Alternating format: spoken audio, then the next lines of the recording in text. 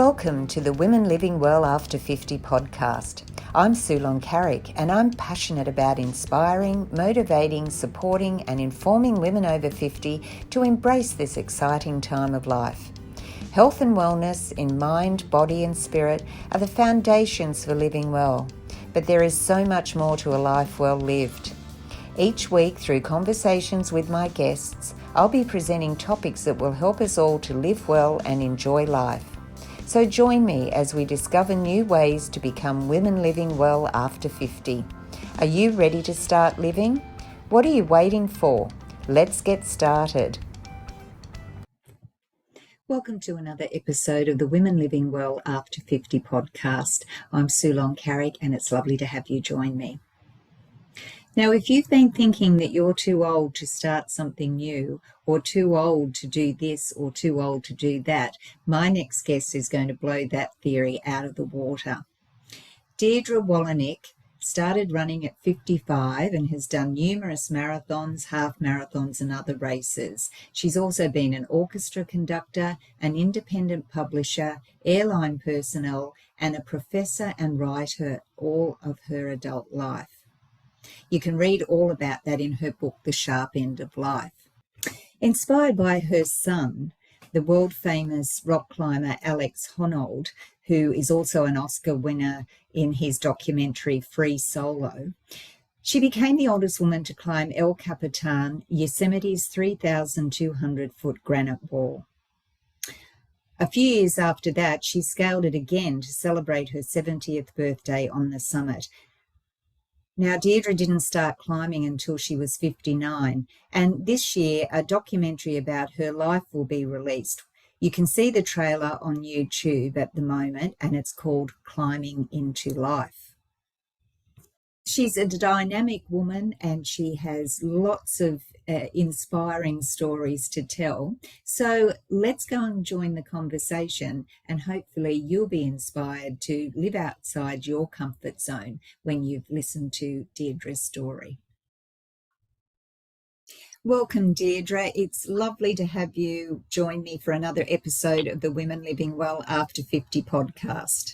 Thanks for inviting me. It's a pleasure. Well, I'm excited to have you as a guest. And in my intro, I did say that if our listeners use the excuse I'm too old or to do that, that's going to get thrown out the window today when we hear your story, because I've read your bio and it's very impressive. You're certainly inspiring. So I wondered if you could share a little bit about your background with the listeners. Well, I'm from New York City. I'm born and raised in New York City. I was in my late 20s. And I've been a teacher all my life and a writer all my life. I've taught 5 different foreign languages on 3 different continents. And I love languages, as you can tell. I moved to California and then got married there, and we moved to Japan. We lived in Japan for 4 years, where my daughter was born. And then we moved back to Northern California, where I still live. Right, yeah. And that would have been a different experience and culture moving from the States to Japan. Oh, yeah. I visited. When I was in the university, I did my 3rd year in France. And so, that was a bit of a change, because I grew up in New York, which is mostly, or back then it was anyway, mostly European. So going to France was different, of course, but when I moved to California from New York, there was far more culture shock than when I had moved to France. Yes. So, and it's great. I travel a bit, and it's just wonderful to. I just think it opens your mind so much when you travel and to different cultures. So, you actually started running at 55, which is similar to me. I started at 50, so we're both long distance runners and both done our marathons and half marathons. But that's about where the similarity ends, because you are a climber. And I just wondered if you could share. Now, you made history on your 70th birthday, so I wonder if you can share with me what you did to mark the occasion. For my 70th birthday. Well, we sort of need to backtrack. 4 years before that. Mm-hmm. I was 66. My son, I don't know if you've already covered that in my introduction, but my son is Alex Honnold, the most famous climber in the world, really, who climbed El Capitan in Yosemite without ropes.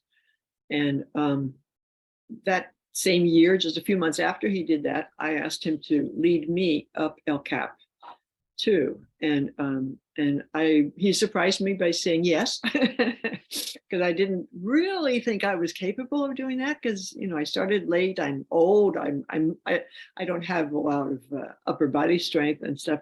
But he said yes, and you have to learn how to jug. And I didn't know what that meant, but he said yes. So he took me up El Cap when I was 66. I didn't climb it the way real elite climbers do it, with my hands in the holes in the rock and my feet as well. But my hands were on Jumars, which are on mechanical ascenders. They clip onto the rope. My feet, of course, were on the rock. So I did all of El Cap in one day, mind you, when I was 66. And then the world shut down. In 19, I had my major surgery on my foot. So I was down like for a year with that. And then COVID struck. And so for like 4 years, I did nothing. Physically, I did nothing. I was very active, writing books and stuff, but I did nothing physically, and not by choice, mind you. And then my 70th was coming up. So I'm thinking, okay, I can't have people over to my house, COVID. We can't go to a restaurant, COVID. We can't have a party. I wanted to find out if I was still capable of going up big rock walls, especially that one particular big rock wall. So I gathered together a bunch of friends, some young people, some middle-aged people, and some old folks like me, not quite as old as me. I was definitely by far the oldest. And we got together, and there was 11 of us went up that day. And when I went up El Cap with my son, we did it in one day, which is extraordinary. I had no idea. I didn't know that. I didn't know back then how extraordinary that is. I mean, the elite climbers who climbed the same route we did take 4 and 5 days. Wow. So we went up and down in a day, because my son holds speed records on all the biggest walls in the world. And so when he goes fast, and he accepts nothing less from other people. So we went up and down in like 19 hours. And so I did not get to experience what it was like to sleep up there. I wanted to find out what it was like to sleep up there, either on the side of the wall on a portaledge, the little camping thing they use, or on the top. So for my birthday, I decided I'm going to camp on top. And so I did. And so I recruited some younger climbers to carry all the haul bags up, with all our equipment, our camping equipment, our water, our food, and our clothes. There's a lot of stuff that goes into a day like that. And we did. We went up in like 6 hours and had my birthday party up on the top. It was incredible. And the young climber who was my main training partner for the weeks prior, he, unbeknownst to me, he had carried up 3 bottles of champagne and cake and glasses to drink the champagne. And so we had a real birthday party up on the top. Wonderful. I was floored. I didn't expect any of that. They were so yeah. How wonderful. Now, there's a couple of points there that I'd like to raise, is the fact that even, at 66, which is my age, you asked your son about, I want to do this. And he didn't say to you, oh, you're too old, Mum, you won't be able to. His immediate response was, yes, now you're going to have to learn, but sure. So it's wonderful that he had that faith in you, and obviously doesn't look at you as a number, but looks at you as mum or as just another individual. And the other, and that's so important, isn't it? To to have that faith from other people. Well, I tried to raise both of my kids that way. They got that from me.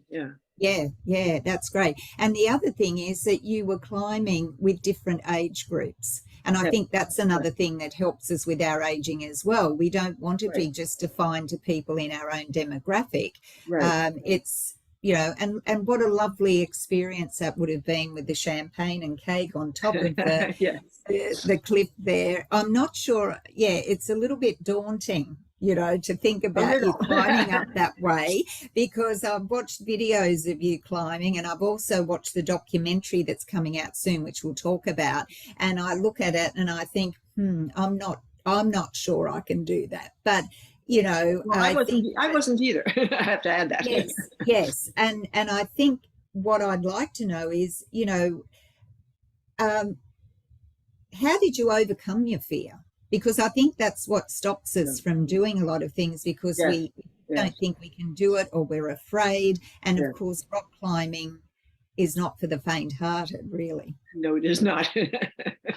Well, yeah, there's a lot of fear in life, in general. There's a lot of things that we are afraid of, or we think we can't do, we would never even attempt. But that can be overcome. I mean, I have this method or system, whatever you want to call it, of baby steps to get to any dream. Anybody is capable of realizing any dream that they have in their the secret recesses of their heart, things that you don't dare to tell anybody, because you're Mm, probably never going to do it. You don't think. I never thought I could get up El Cap, but somebody believes in you, and you have this system, that I use, the baby steps and the different categories of baby steps, and how you approach a fear like that. It didn't come overnight. I mean, I was terrified the first time I did a multi-pitch climb. That means when a lot of times when you go out climbing, you climb one rope length, which they call a pitch, climb up one pitch, maybe 180 to 200 and something feet, and then you come back down to the ground. Okay, that's called cragging or top roping. But sometimes you go out there, you go do one pitch, and then you pull up the rope or the last climber, and you do another pitch and another, and you go up and up and up. And that's different. That's called multi-pitch climbing. And the first time I ever did that, I mean, that's a totally different animal. That's a totally new set of fears.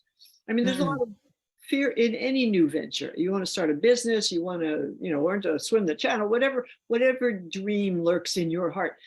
There's a lot of fear involved in starting. But once you have this system in place where, these 3 different categories of baby steps that will get you there, that goes away little by little. And when I got to the top of that first pitch, I was absolutely useless. I was paralyzed by fear. I just sat on that ledge, my legs dangling over the abyss, and looking out straight ahead, nothing but mountaintops and clouds. I was paralyzed. And at that point, you have to realize that that's your choice time. You have a choice. You can succumb to that fear and say, no, this is not for me. You go back down. Of course, that day I couldn't go back down because they were all going up. So I didn't have a choice. Or you can talk yourself through it.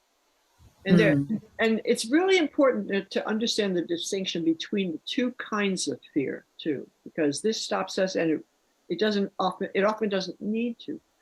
But there are 2 kinds of fear. One is the real one, like the saber-toothed tiger that's chasing you. To be afraid of that. And if you're not going to survive very long. Okay, so real fear is dangerous, and we have to acknowledge that, and we have to protect against it. We put the little rubber bumpers on our furniture when we have a 1-year-old walking around, right? We put the locks on our drawers. Those are real fears. Bad things can happen. The other is perceived fear, how we think we perceive the situation. And up on that ledge, that first day when we did that first climb, that first multi-pitch, that was my perception. I mean, all my friends were bouncing around on this ledge, doing stuff, rolling up the rope, flaking the ropes and getting ready for the next pitch. They weren't afraid. They knew the gear. They knew what to do. They had already passed the first step. I had not. They had learned what they needed to know, and they knew that they were in control, and they did not need to fear. I wasn't there yet. But when I watched them doing this behind me, because I was sitting up against the wall, firmly tied in, I was thinking to myself, okay, well, they know that. I don't quite know that yet, but I could teach myself. I could learn this. And I just followed them up, just doing, but I was at the same position as a little kid learning to tie his shoes. Magic. Making a bow on your shoe, that's magic if you're a 2-year-old. Magic. But you can learn it. You can learn anything. Anything that you dream about, you can learn it. And the fear will just go away. And there would be a fair bit, you know, like I'm not downplaying the fact that there'd be fair bit of training involved, and you know, it's not something that, you know, someone says, oh, I'm going to do climb a mountain today, you know, and you hadn't. You said that COVID interrupted and all of that, so you had, and I think you said you had a surgery or something, and you know, so life had interrupted your training plans as well. So what were the sort of things you did to train for something like that? You mean the big climbs? The climb, the big climbs, well, you have to break it down into parts. You know, what will I have to be able to do? Okay. I grew up, came into play when I was running as well. I grew up in a house filled with smoke, cigar and cigarette smoke. And I lived there for 25 plus years. My lungs were shot. And I knew it because, you know, just getting up out of my chair all my life, I would huff and puff because, you know, my lungs were shot. And so I accepted that as a limit on myself. I'll never be able to run or swim or do anything that requires sustained deep breathing, you know. And then I discovered one night, I don't know how much time we want to take my story. I have so many stories. No, keep going. I'll tell you when we're coming to a close. So I'm very interested. I was going through this period of like 6, 7, 8 years where I did not have a second to myself in any given day, 7 days a week. People were dying in both families. I lost my mother, I lost my father, I lost my father-in-law, I lost my son almost died. And with each death, I inherited more work. I had 3 houses I was remodeling on the East Coast of the United States while teaching in California. And while I was teaching a more than full-time load to pay the bills because my husband had died as well. And anyway, long story short, not too short, I was remodeling houses on both coasts. I was teaching, I was writing. I would come home from work at the college where I was teaching, change my clothes and go right down into the office in my house and start on the estate work, the remodeling, making the phone calls to Pennsylvania, choosing appliances, choosing carpets, and all this nonsense. And I would do that all day, every day, 7 days a week. This went on for a long time, years. And in the background, my kids were out there having a great time. and I, you know, but I couldn't. I didn't have a moment to myself. So every night, like by 10, 11, I was just bleary-eyed. I couldn't see anymore. I couldn't concentrate anymore. I would stop. I would take the dog for a walk. She needed it. I needed it more than she did by that point, you know, to clear the cobwebs because I knew it was all going to start again at 5:30 in the next morning. It was a big dog, an Alaskan sled dog, a Malamute. And so we would go out and I'd chug along behind her or next to her. You know, a dog built for pulling with long, powerful legs, you know. And so one night, my son happened to be home. He lived mostly on the road in his van or out on expeditions with, you know, many of his sponsors. And so he was home that night. And I came charging back to the house and I looked at whatever, I don't remember how I was keeping track, but a watch or something. But I had run, I call it running, more jogging, you know, mild running. I had run a whole mile. I ran a mile. To me, this was Everest. I had climbed Everest because I knew I couldn't do this. I knew my lungs were too weak. I could not breathe deeply. I could not do this, the other thing. I could not. I had accepted that all my life. And then I came back and I ran a mile. So I charged into the house with the dog. Alex, I just ran a mile. I knew he couldn't understand that because you know what he does. I mean, a mile is baby stuff, you know, child's play. But I had to tell somebody. I was bursting. I had climbed Everest. You know, so he came out of his room and munching on his cookie, and what he said to me changed my life. And maybe it'll touch some of your listeners or readers or whatever. He came out and said, "Oh, cool, huh? If you can do a mile, you can do a mile and a half." And he turned around and left. I was absolutely undone, you know, totally deflated. And at the same time, I knew he was right. I could probably do a mile and 2 more blocks, Mm, mm, maybe a mile and 3 blocks the next time.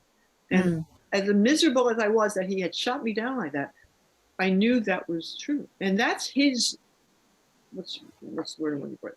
That's how he gets up all these ridiculous rocks that he climbs.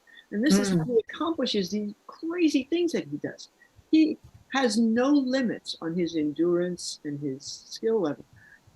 And when I started thinking, if you start thinking that through, you'll realize that there are no limits on your life, mm, except the ones you imagine and perceive and accept.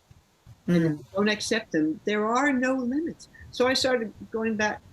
I wanted to find out first if it was a fluke, had I just imagined it or whatever. So I went out, I did a mile again with the dog. So I knew I could do it.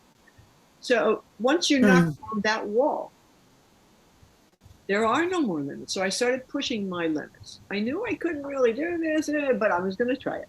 So I started pushing. I did a mile and a quarter, and then a mile and a half, and it took weeks and weeks. And then I started leaving the dog home because the dog always was stopping and sniffing, and Yeah. So Hindering your progress. yeah, exactly. And so within just 1 year, I went from this sedentary little housewife who couldn't do anything. I ran my first marathon at the end of that first year. That's 26 miles. Yes. I ran through 5 cities.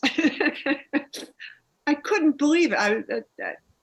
The most dumbfounded person there was me. I could not believe I'd done that. And once you break those walls down and start using this system, you realize that there are no limits. You can do whatever your heart dreams of. Yeah. Yeah, and that feeling when you come across the finish line, because I ran my first marathon at 55 and I didn't start until I was running until I was 50. And I just remember being the same as you. I couldn't run between 2 light posts, and I had younger women believing in me and saying, come on, you can do it. And when I crossed that finish line and I remember I got quite teary because I just felt fantastic. I was tired, but I thought I have done it. And there was still that reservations at the beginning, even though I'd done the training. It was still, I hope I can do it today, and that you must feel that sense of achievement with that, and also with the climbing that you do.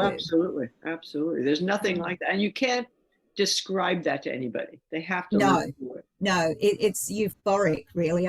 There's only been a few times in my life I felt like that, and that sticks with me. That really does. But your son, well, I've watched him climbing and I'm in awe because, he doesn't climb with anything. He just uses his hands and that's it, and feet. Only once in a while, though. Not all. No, but, even just to do it once in a while. So I think that a couple of things that he'd said to you, like we said, when you wanted to climb the mountain, he said yes. And then when he talked to you about your run, to me, he obviously does a lot with mindset, and it's all around our mindset, isn't it? Exactly. How we, we can let it rule us the way we think, and the way we think determines what we will achieve. Right. Our body is not the one that holds us back. It's our mind, for sure. So you wrote a book, The Sharp End of Life, and I wondered if you could just tell us a little bit about that and what prompted you to write that book. Well, I've been a writer all my life. I have many books published and articles and essays and things. So when I went up El Cap, I mean, that's a life-changing activity. It truly is. So much more so than a marathon, even. I mean, not to downplay your marathon, but no. I've done both, and everything else in the world pales. Yeah, it would. Yeah. So the way I process life is through writing about it. I'm a writer, and I always have been.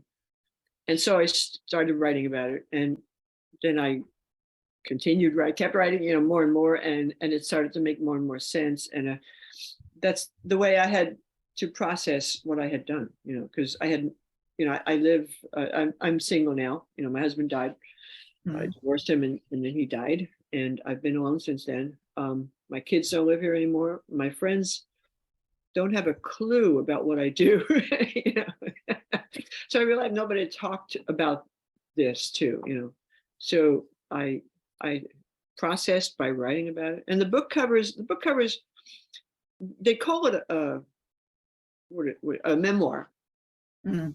I never thought of it as a memoir. I was just writing about this extraordinary event that changed my life.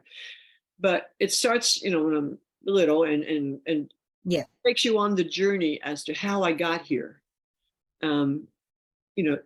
It doesn't go into great detail about, the olden times, but it was an unusual journey and a fascinating journey. And you just, some of the stories I have are like, they'll raise the hackles on the back of your neck or give you gray hair, because I've been through a lot. That's why it's called what it's called. The sharp end is a climbing term. Right. So, you have two climbers on a rope. The first one goes up and takes the rope up and finds places to attach the rope to a piece of gear. And until that person does that, if they fall, they're going to get really beat up or hurt or dead, So, and they call that the top end of the rope. They call that the sharp end, because that first climber takes all the risk, takes all the, the danger and all that. So I've lived my entire life on the sharp end. I never realized that until I became a climber, until I started writing about this. So that's why it's called the sharp end of life. So yeah, that's what it's about. It's people tell me that it inspires them because, like you and me, we don't accept those limits anymore. We know that they're phony, and they're all in our mind. And your mind controls your body, not the other way around. I mean, unless of course you have a debilitating disease or something obvious, that goes without saying, really. But go ahead. No, I was just going to say, people would look at you and go, "Oh, I could never do that." But from what I've seen and read, you have had ordinary things to do as well in life, like when your parents died and things like that, where the responsibility fell back onto you for the estates. Well, a lot of people can identify with that. And starting out with your running, knowing that you had that lung impairment from growing up. Well, many people would have been like that because smoking was huge back in our time. So I think what's good about it is that, yes, people will look at you and probably say, "Oh, I could never do what she does," but you are also sharing normal experiences that we all experience as well, and that gives us hope that perhaps even if we don't want to climb a mountain, we can do other things because of the message that you're everybody's dream is different, everybody's life is different, and it's important to keep in mind that I was one of those people who would look up and say, "Oh, I could never do that. I'm afraid of heights." I was always. That's another one of those myths that we tell ourselves as we grow, and other people tell us that we're supposed to be like this, and they, react differently. I was always convinced that I was afraid of heights because I grew up in New York. I've been up in countless skyscrapers and, been to the window or to the tower outside. And I knew that if I looked over, my stomach would, roil, and I was really scared. So I accepted that as fear of heights. So somebody like that can't climb, right? Well, no. Like any fear, if you approach it by my little system of baby steps, when you tie onto the rope and you have somebody strong like my son at the other end of the rope, you can't fall. When people say they're afraid of heights, they're not afraid of the height. They're afraid of falling off that. Yes. So if falling off is no longer an option, that goes away. It just goes away. And so many of life's fears are like that. We think they're a fear, and we tell ourselves that we're afraid of this, that, and the other thing. But once we start these baby steps to approach these things in a rational fashion, that just goes away. Yeah. And I think that because we have those fears, it does stop us from enjoying our life to the full. Yes, yes, I mean, absolutely. we live with this fear, so we live in a very narrow life when there's so Exactly. much that we can experience, and we're only given one life, so we have to make the Right. most of it. But sometimes that fear can be so debilitating that Yes, you just miss out on it all, and it's a shame, really. it is. But as you were talking then, I was just thinking about you climbing and getting to the top. What does it feel like when you get to the summit and you're standing there and you're looking out over, you know, the roof of Over the world sort the of thing? immensity of the planet.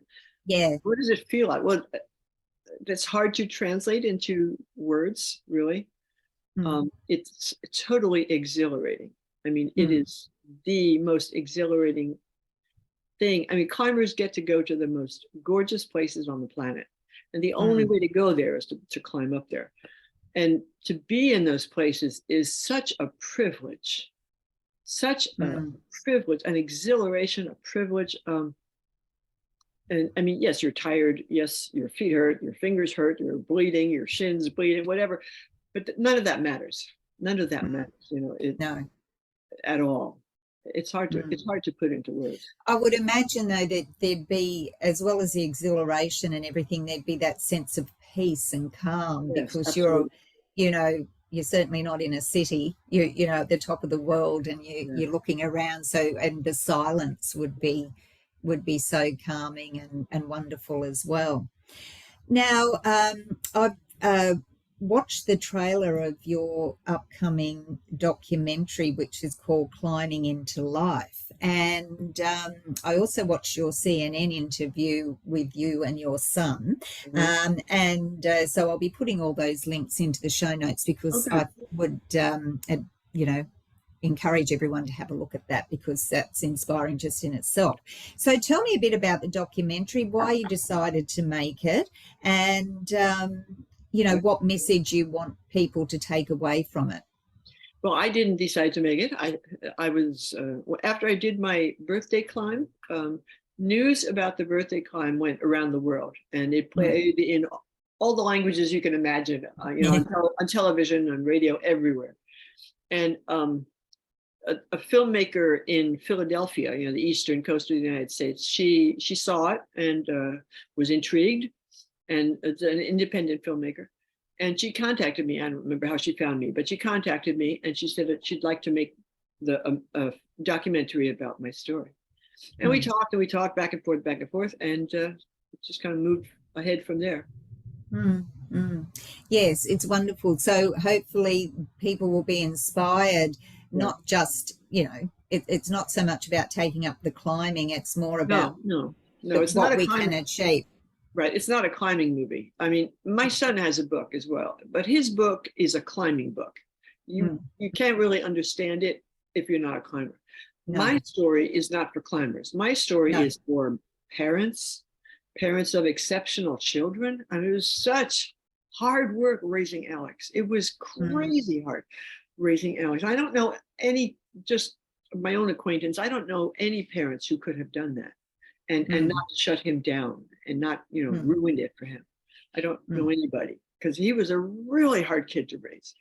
And so to parents, it's for people in our age brackets who are wondering, is that all there is? Mm. No, the Mm. answer is definitely no. That's not all there is. There's Life is so fascinating, and whatever you dream of that's interesting to you, you can go out and do it. um, Mm. by this little system of baby steps and categories of baby steps will get you there. And I Mm. speak about that a lot. I do like corporate speaking about that. Yes. Yeah. Like my last one was for a bank, a nationwide bank here in the United States. What does banking have to do with what I do? Well, nothing, but there's fear in all parts of life, and there are opportunities, and people are afraid, and people are afraid to take that first step because they don't know how. Mm. I Mm. have the system. I've got it. I'd love to share it with everybody on the planet. It's Mm. so liberating. And Mm. so you know of anybody who needs that kind of thing, speaker wise, I love to do that because it opens people's minds. Mm, And mm, our minds are so shut down by the media, by schools, by other people. I can't stress this enough. Turn off the screens and go outdoors. That's mm, what we need. Our Mother Nature knows what we need. We are natural creatures, and we have surrendered that in favor of social media and television. And if you are hit by this barrage of media all the time, every day people watch television, every day they look at their little screens. And what's the message from there? You want to sleep better, take this drug. You want to feel mm, better, take this drug. You want to mm, look better, wear these clothes. And turn that off and go out and ask Mother Nature. She knows what we need. mm, mm. That's a great point. So, what's next for you? Well, it's a big question. If you'd asked me that last year, I would have said, I want to climb in the Dolomites someday, and I want to Oh, yes. Alps. And son of a gun, last autumn, I got to do that. I Wow. spoke in Italy and in Switzerland and in Greece. I got to climb in the most outrageous places. So what's next for me is more of the same. This whole month of May, I will be climbing and speaking in Spain, all around Spain. Wow. And in the fall, again, I will be climbing again and speaking in France, in the Alps. So I have a lot of that I'd like to, I mean, rocks are different everywhere in the world. I didn't do that until I became a climber, but rock is not a rock. Rocks are different, mountains are different, terrain is different everywhere you go. Mm, And so the experience of climbing in these places is different everywhere you go. And mm. keep in mind, I'm a language person. I've taught 5 different foreign languages for 44 years on 3 different continents. So language is what I do. And I get to practice all of my languages by climbing in different Yes. countries, Mm, for mm. opportunity. Yeah.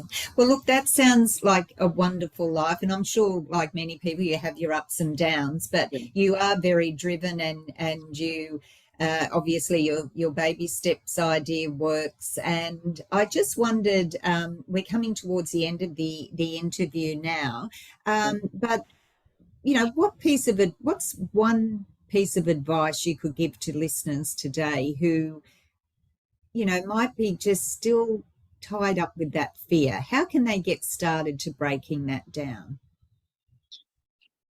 That's a big question, a very big question, because this rules our life for most of our lives. Mm, mm, But like I said, you have to keep in mind the 2 kinds of fear. mm. And you mentioned before that you're getting out of your comfort zone. Um, if your little life is comfortable, and to step outside that, or you're not so much stepping out of your comfort zone as enlarging your comfort zone to include whatever that is. Mm, mm, And you can do that simply just by using the system of baby steps. You have to learn what you need to know. You have to learn what you need to have. And you have to learn what you need to do.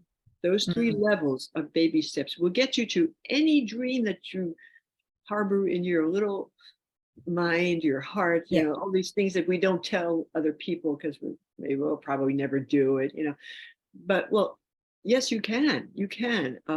Little Mm, bitty baby steps. Find out what you need to know first, mm, and that will drive the second group of baby steps, which is finding out what you need to have. Like, for example, when I became a publisher, I didn't know what publishers did. I had no intentions of being a publisher, but it just happened. I had a publisher for my first book, and they went under. So what to do with this new book that I finished writing. mm. So I became an independent publisher, and that took me on a journey for many years.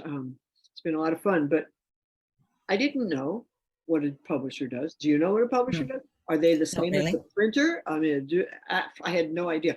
So I set out to find out. Mm, And I learned and I learned and I learned. And whatever you need to know, you can learn online or in a library. Research librarians can find any information you want. I can't say enough about good stuff about research librarians. So you need to find out what you need to know. And then you need to find out what you need to have. I didn't know I needed a business name. Okay. I needed business card. Okay. I made a list. So sit down with your computer or with a pencil, make a list of what you need to know, of what you need to have, of what you need to do. And the last part, what you need to do, you won't know yet until you finish the first and possibly well into the second group of baby steps. Yeah. But anything is possible. Once you accept that, what my son said, if you can do a mile, you can do a mile and a half. Once you accept that as a guiding principle, if you will, there are no limits. You can do anything. You can do anything. If I can get up, I spent my life in front of a classroom, in the kitchen, and at my computer. That's not athlete material. If I can get up El Cap, anybody can do anything. Truly. Well, that's great advice. So just before we finish, I do ask my guests the same question. And so I'm going to ask you, what does being a woman living well after 50 mean to you? You have a lot of very large questions. I could go on and on about that. First, it means independence. Okay, your kids, if you had kids, they're probably bigger now or moved out already. You know more about yourself now, so you can make choices towards your independence, and you can choose what pleases you rather than what pleases all the people around you that you've been taking care of all your life. Women are expected. There are all kinds of expectations on them. You're supposed to take care of your kids. You're supposed to make them happy. You're supposed to keep them well fed, and you're supposed to and it goes on and on. Well, in their 50s, that's the time to take care of you. And a lot of that is wrapped up in this finding out what you love, what you dream of doing, and chip away at those little baby steps until you get it done. There's no feeling quite like it. Well, that's a great note to finish on. Now, it's been a joy to have you join me today, Dierdre. I know that you've got so many stories you could probably share, so we could talk for hours. But with the upcoming trailer, the documentary, when's that due out?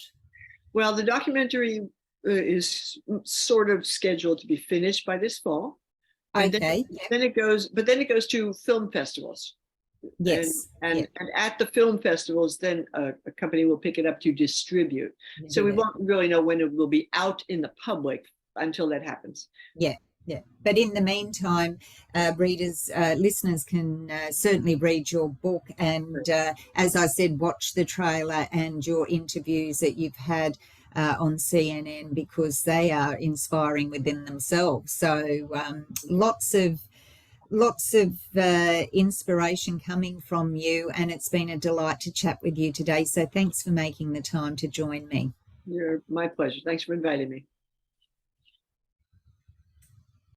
Well, Dierdre was certainly an inspirational woman, wasn't she? And talking about overcoming our fears to do what we would like to do in life. It doesn't mean we all have to be mountain climbers. It doesn't mean we all have to be marathon runners. It's just overcoming that fear to do what you want to do. Needing to know, the first step, needing to have, and needing to do. They're the 3 baby steps that we're left with as a takeaway from the interview today. So I hope you've enjoyed my conversation with Dierdre. She's a fascinating woman. You can read her book, The Sharp End of Life, and I'll be leaving all of the details in the show notes. If you've enjoyed the episode, I'd also love you to leave a comment or a like and share it with a friend who would definitely be inspired by Dierdre's story. Well, that's it for this episode. So until I see you next time, remember to live well, enjoy life, and most of all, be a woman living life your way. Bye for now.